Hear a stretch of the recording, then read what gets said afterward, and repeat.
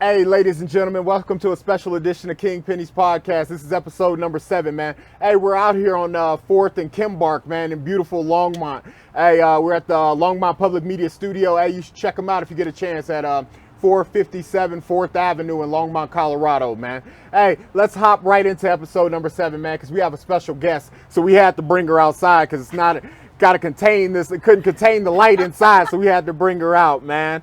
So let's welcome our guest. Hey, what's up, everybody? My name's Kelsey. I am the owner of Happy Mess Productions, the founder of the Knock 303, and I stay posted up in Denver. Thanks for having me. I appreciate you. Hey, right to the point. Hey, so what's the family situation looking like? Are you single? Me, myself, and I. Okay, Yeah. all right. And Yeah. what about, you have any family here locally? Or? Yeah, my dad. My dad lives in Lake Hood. The rest of my family is in Nebraska, California. We're kind of all over, but yeah, at least got my dad here. Oh, okay. So I want to talk to you about these companies that you run, you know what I Okay. mean? So you pick which one you want to talk about first. So we're going to talk about the Knock first, or we're going to talk about Happy Mess Productions? Which one would you? Let's go chronologically. All right, so let's go So ahead and Happy Mess Productions came first. All right. All right, so Happy Mess Productions was just an LLC I put together. I used to do some fitness modeling, and I didn't want my name on the contracts, and I didn't know what to name my company, and I've got Happy Mess on the back of my thighs. Shout out Atmosphere for that one. I appreciate you. So I figured I'd just call it Happy Mess Productions, and then from there, as I worked in the music industry, I really wanted to focus on like what I wanted my mark to be, and so I started dreaming up a studio space that offered funding and education for artists, and not just a recording studio space, but like all kinds of spaces where artists and creatives in Denver could come together. And then the Knock came. Okay. So the Knock was a very, very simple idea that I had. It was like 2 lines in my notebook. My best friend really encouraged me to try it. And I worked in event production for a really long time, but I'd never produced my own event. And so I was like, wait, you sure? And he was like, yeah, run it. And I was like, okay. And it's crazy because the first one we had was in November of 2021.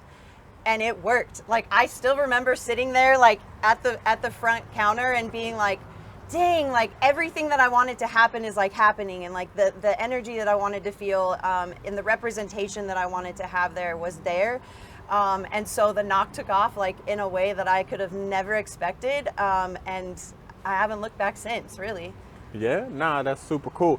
Because, you know what I mean, I know Katrina. Yep. You know what I mean? Long Trina. live the queen on Instagram. Shout her out and stuff like that. That's right, yeah. And so then I saw what you guys were doing. It's just crazy, man. These ciphers are nuts. You know what I mean? I seen this last one that came out. Came out a couple weeks ago. I had saw it, and the second guy.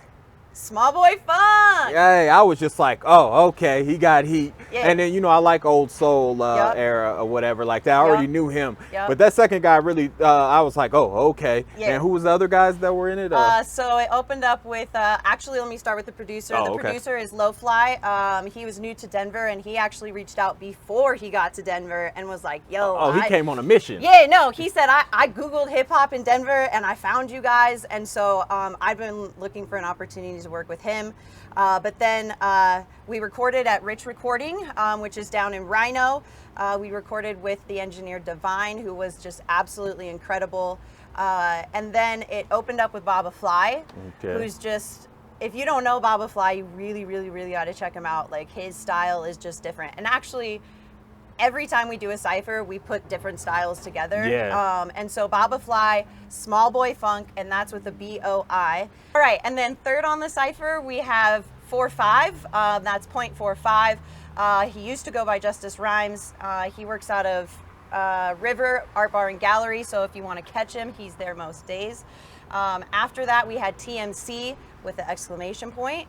And then we followed it up with Old Soul Era. Old soul era, yeah. Yeah. I like it. Yeah. I like his style though. He's Ooh, cool. And Sean Asakura, he was our videographer for the last cypher and this cypher. If you want an amazing videographer, you got to get with him. And then obviously Queen Trina is our photographer. I always. heard that. Always. All right. Yeah. So how do you go about picking the artist for these ciphers? Like, what's the? Because I was so the last cipher before that, there was a dude on there that I really liked, and And he was like, Riaga, we yes, talked about him. Yeah. Yes. I was like, oh, okay. Where did he come from? Like, you know what I mean? So this, with these specific ones that you just say, how did you go about like curating that, like putting that together? Sure. So I personally curate all the lineups. If I ever run into a snag, me and Trina always figure it out together.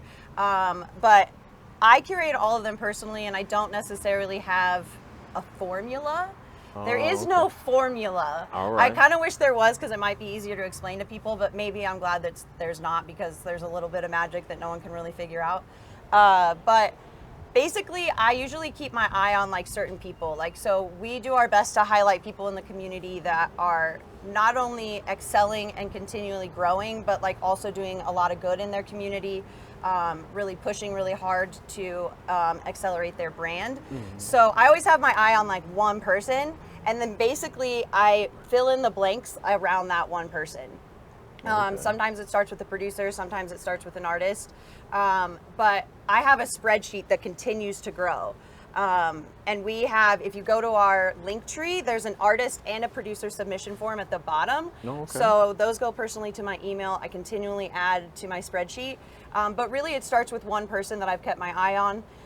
And sometimes that person comes to fruition right away. Sometimes I gotta wait like 6 months till I can like work with them, just how things line up. But yeah, and then sometimes you put together your whole lineup and it's perfect, and then you send out your emails and someone can't do it, and you're like, fuck, I gotta like fill it in. So you like fill it in with like somebody, but really it just comes together really naturally and authentically, without any sort of formula. Yeah. Yeah. So you heard that, Longmont artist. There is a submission form. Yep. Hey, we're gonna get a Longmont artist in one of these ciphers.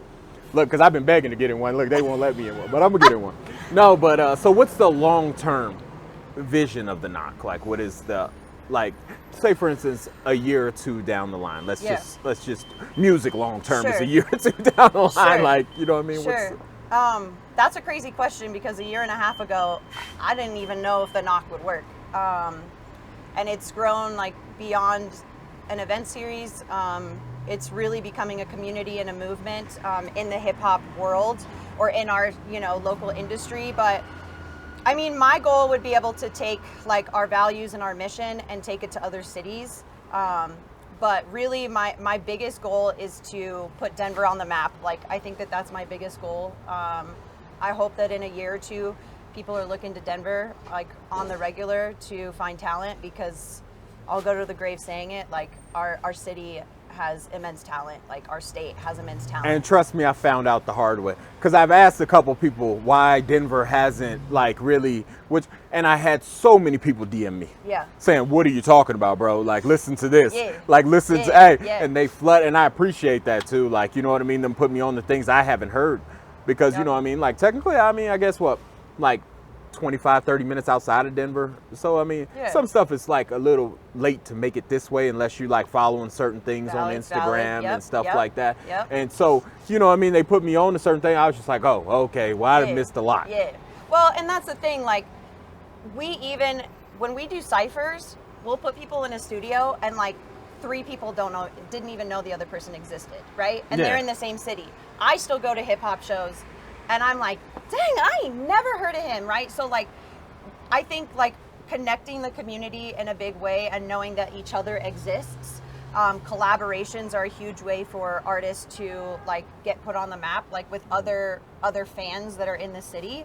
But I mean, I've worked in the industry for, I don't know, 6 years now, and you will hear people say, Denver hip hop will never be on the map. Like, we'll never be on the map. And there's a ton of reasons, right? Like, Denver doesn't have a sound, right? Like, East Coast has a sound, West Coast has a sound, Atlanta has a sound, right? Like, all those things. But, but for me, the only reason I can see it is from an event production standpoint, because that's what I grew up in.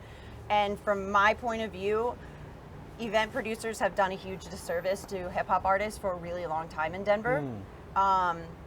They put people on a lineup that don't make sense, right? So these people's fans are not going to stay for the next person because they don't really correlate. You know what I'm saying? So you put 20 artists on a lineup, they get a 2-minute set, they have to pay to play. You know what I'm saying? Like, it's just, and you want them to show up professionally, and it's like, why would anyone show up professionally when you don't communicate with them, when you don't treat them like professionals, you know? So that was a really big thing on our radar, was to make sure that we treated artists as professional as possible, and that we gave back to them as much as they give back to us. I thought it was super cool too. Like one of your past shows, I think it was a few months ago, where you guys announced it that day, like where it was at. Yeah. I said that was different. Yeah. Like that was like, I was And just now like, there's a lot oh, of people okay. doing it. Yeah, and I know I've seen it since then. I'm like, oh, this is a thing now. Like again, you made it a wave. Yeah, like I was it's just not like, an old concept. It's not a new concept. Like people in the EDM world used to do it all the time. Like warehouse parties. Like they'd be like, call this number at 8 o'clock, and they'll get the right. Yeah. But yeah, we really wanted, like, every time we do a show, we try to do it a little bit different. Like, we want it to feel different. You know, for the next show that is in the works right now, we're looking for some sponsors, but we've got a place in mind. But it's going to be a completely different feel than it was like last time. So that one was a fun one. That one was a fun one, no, for it's sure. definitely, Yeah. like I said, just different to hear about it. Yeah. I was just like, oh my goodness gracious, like, Yeah. you know Yeah. what I mean? Like, Uh-huh. so I want to pivot right quick, because I want to know, how is it being like a woman, a female in this field, with, you know, majority of male kind of dominant. I wouldn't say like, you know what I mean, like all male, but you know what I mean, Sure. like navigating as a female. Do you? Sure. I mean, it never like really like bothered me in the way that like I felt like I shouldn't be here, but I've definitely stood in rooms and had conversations with people who talk through me, talk around me, you know what I mean, to the male that's with me. You definitely get underestimated, which for me was never a bad thing. Like it actually worked in my favor more than anything, really, because you know, you can do stuff on the low and people don't know about it, and then all of a sudden like you're doing something and like they had no idea it was coming. And so yeah, I used to get underestimated all the time. I hope I'm not underestimated quite as much, Because I don't think people really understand, because I didn't even know. Yeah. So when I sat down and like I spoke with you before, that you have been in the music industry for a while. Yeah.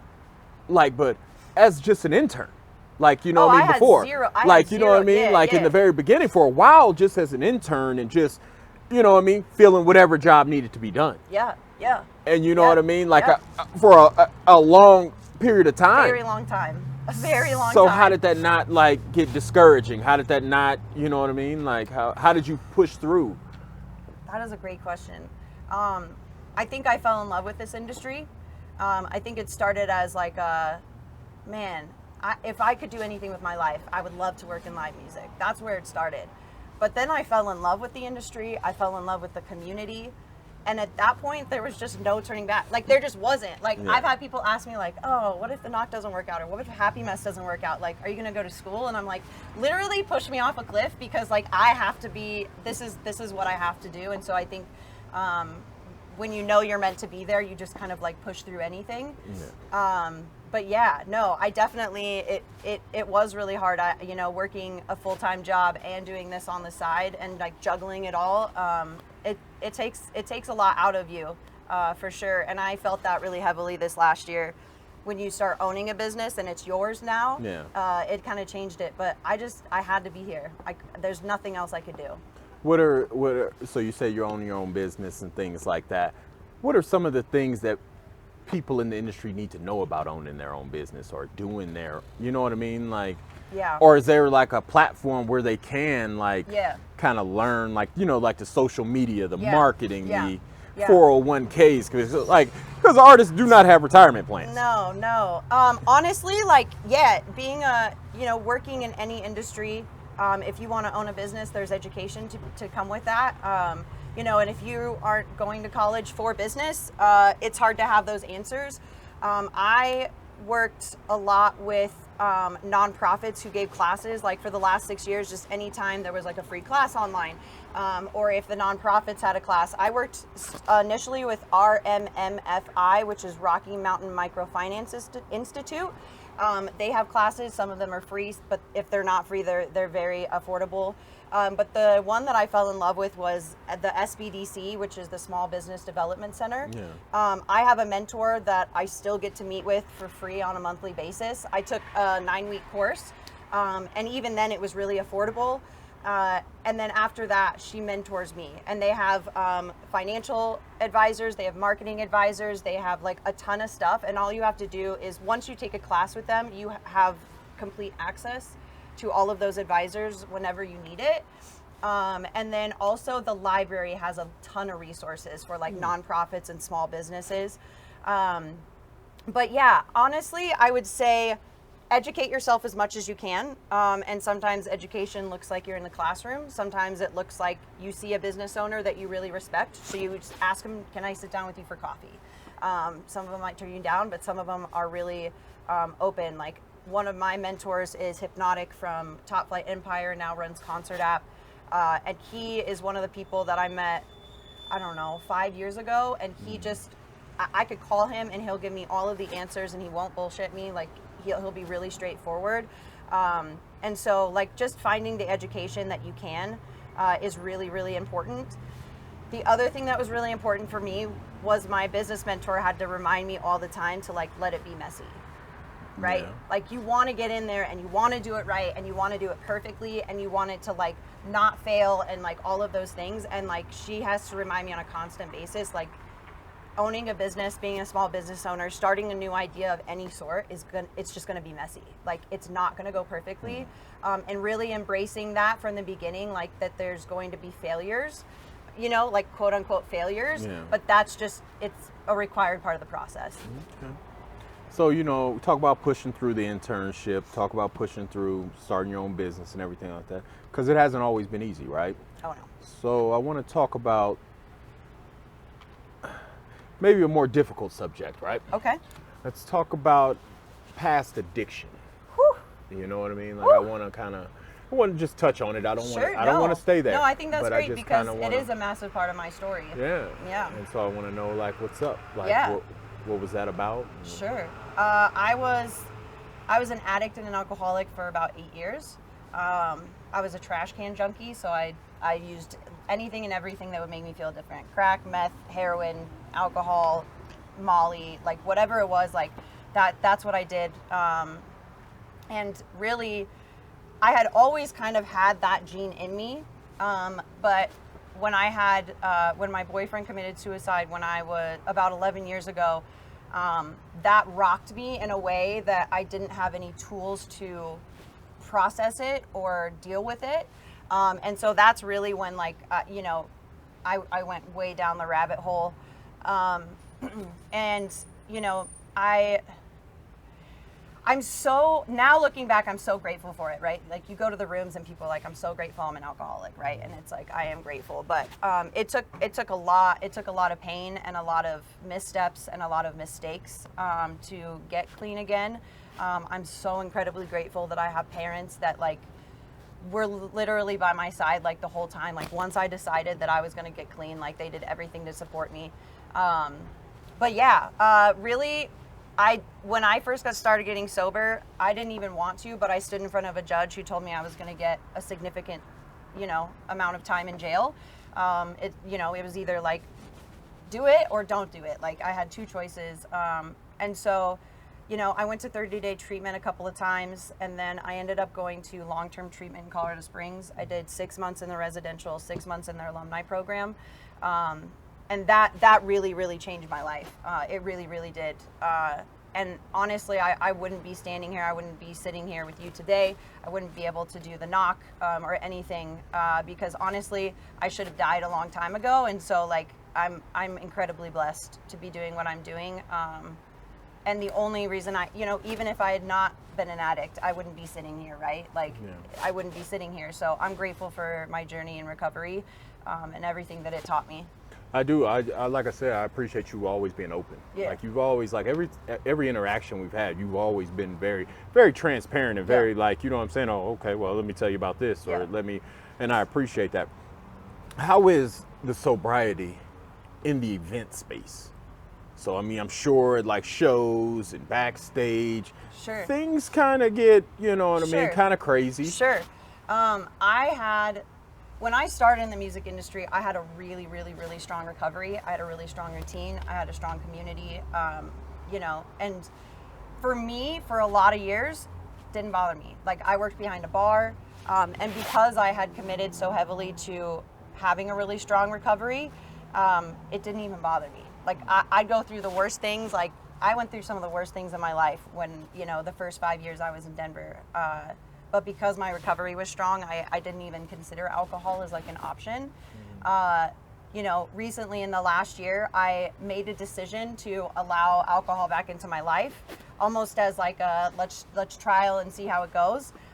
It didn't go well. Once an alcoholic, once an addict, always an alcoholic, always an addict. But it took a lot for me to kind of come out of that. Like, you'll always have to hit a bottom. For me, it was a really emotional bottom.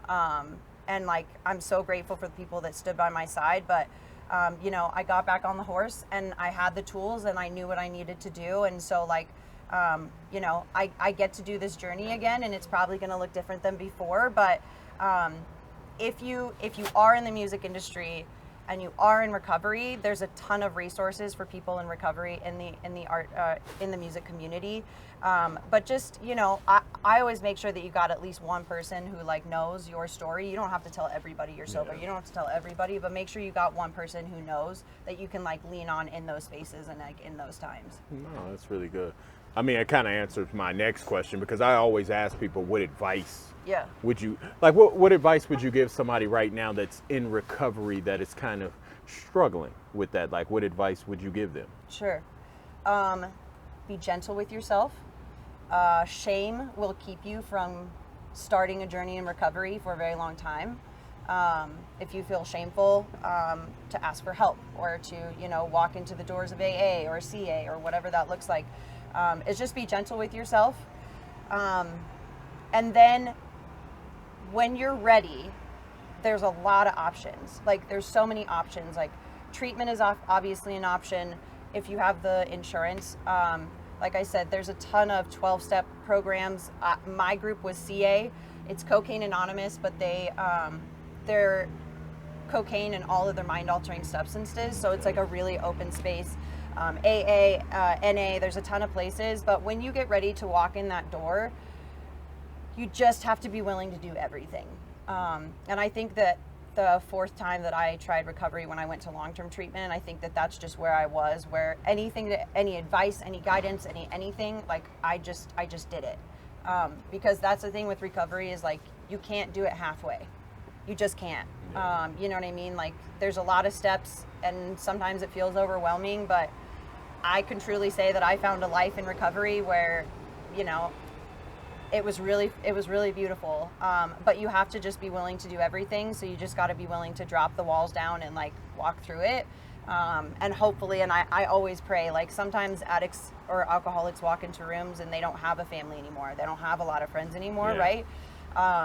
So if you do, you know what I mean, lean on them. But like, there's people in different rooms and different spaces that are there to support you. And so just like lean on them as much as you possibly can. Okay. So yeah, move away from that now. No, you know what I mean? It's important though. It's important. I know, because I said, I am just proud of the, you know what I mean? Like you said, it's always going to be a battle. It's always going to be a battle. But the things that you do and getting through it and moving past it and building companies and things like that, man, that's the win. Yeah. You know what I mean? That's the overall win. And these are things that you can see. Yeah. And I know a lot of people, they can't see while they're in, you know what I mean, amidst the fog and the haze, but there is light at the end of the tunnel, and there's thriving at the end of it. You know what I mean? Yeah. And there's so many spaces to find that. Like, you know what I mean? There's not a one size fits all. So, if anyone has any questions, please reach out to me. Be happy to share any guidance or advice that I have. So. And that's real right there. So now I'm asking you some quick hitters, right quick. So what's on the playlist right now? Like, what's the song that you're jamming to right now? I'll tell you the album that I'm jamming to. Okay. Rose. Yeah. Rose just dropped an album, and it's gold, start to finish. Like, there's not one bad song on it. And he just performed at UMS. I got to see him perform, and I told him this album leveled him up like 1,000%. Yeah. So I've been bumping that like crazy. Okay, so I'm gonna put it on here, and I'm gonna put you certified Rose on here. Okay. Yeah. So I see you dance a lot. You know what I mean? You said you're not gonna do none here. Okay. Nope, no dancing here. So what's the dancing about? I don't know. I think it's like my space for authentic creativity. Yeah. I danced on competition dance team till I was 18. So it's just something that comes really naturally to me. Okay. And then I really started playing with like camera angles and like different effects and like all of that stuff. Anytime I do it, it's not like I'm gonna dance today and like put my phone down and do it. It really is music. Like, I'll just be doing something in my house and like a song will just catch me. And so like what I can say is it's probably the most authentic form of self-expression for me outside of poetry. Well, I think that they're gonna have to see it on the Instagram page because I sound crazy just about this dancing thing. But now, what's the Instagram handle? Oh, mine is at O'Sullivan Kelsey, so OSULLIVANKELSE. And I'll put that on the bottom of here so you guys can see what I'm talking about versus like me just saying, "Hey, dance for me," like, you know what I mean? Like, no, but no, it's pretty cool. It's pretty expressive. You know what I mean? Like, every time, like, when I see you move, it's a lot of passion in the movements. For sure. Yeah. Versus, you know what I'm saying, somebody getting up there popping. Yeah. I was just like, oh, okay, so it's more like, so it says, I feel like you're saying something behind the movement. It's like, genuine, it's just not, for sure. you know what I mean? So I appreciate that. So we got Rose, we got the dancing. Locally, and we're just talking locally, here in Denver, right? Or, in Colorado area. Yeah, man. So who name a couple of artists that stand out to you that people should definitely check out? All right. It sucks to put you in a, you know what I mean? Like, it's okay. But just a couple artists that you can say, hey, check this guy out, this guy out. Or Resurface is always at the top of my list. And that's RESRFACE, missing the U. He's probably one of the most versatile artists and like one of the most, actually he's coming up now, but he was really like underrated and like under the radar for a long time. Literally the best live performer in Denver. Isn't that like the worst though, when your favorite artist gets discovered? Like, and then everybody like, because I'm so happy though. No, I mean, you're happy for him. Let me tell you, I got a friend, Chad, right? And his guy was The Weeknd. Okay. When the little balloon album came out, he was like the first one with it. Then when everybody started listening to The Weeknd, he just stopped. Oh, you guys can have him now. Like, you know what I mean? Like, they had a bad breakup or something. Like, oh, you guys can have him now. Now, Resurface, though, the best live performer. If you have a chance to see Resurface, please do it. Okay. She Who Won't Be Named. Oh, yeah. Man, that woman is, like, not only one of my favorite women that I've ever met in my entire life, one of the strongest, one of the most authentic and genuine. But man, like, I need a female rapper on here. See if you can reach out and get her to come. I'll see what I can do. You got me? Hey, I'm gonna hold you to that. Hey, because I just want to sit down and pick her brain. See if you can get me on that. Yeah, I got you. All right. But yeah, no, and she just dropped an album. You can find it on Bandcamp through her Instagram. It, again, gold, start to finish, just bar none. Yeah, okay. 1,000%. Who else? Let's see. This is so hard to call people out. Riaga is probably one of my favorite artists. Oh, yeah, that's the dude. And again, not even just only for his artistry, but him as a person. He could sit and talk to you for an hour and it'd be one of the most genuine conversations you ever had. He's just so kind and so nice and so real. Okay.